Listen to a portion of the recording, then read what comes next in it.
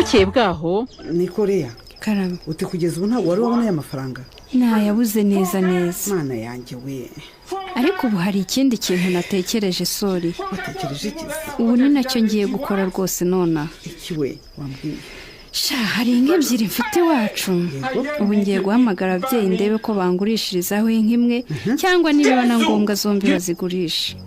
yo leah ukaba waratinze gutyo koko ufite izo nka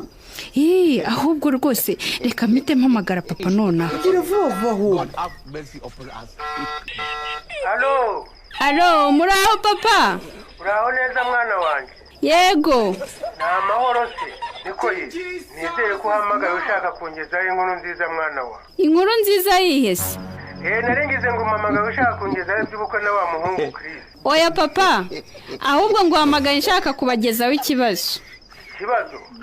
iki hari ikibazo mfite shaka ko mumfashamo papa ikibazo kisi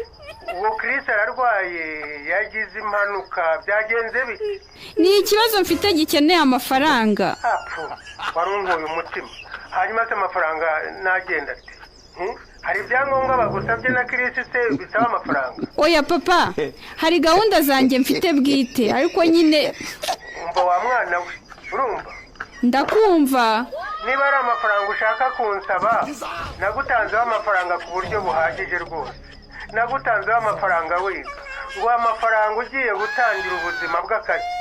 none n'ubu uransaba andi mafaranga mwana wa koko umva papa ndakumva ndagira ngo mungurishirize imwe muri za nka zanjye munyoherereze ayo mafaranga rwose nikemurira ikibazo ufite ikibazo gituma ugurisha inka wa mwana we ni ikihe kibazo ufite ko ntaho ubutaha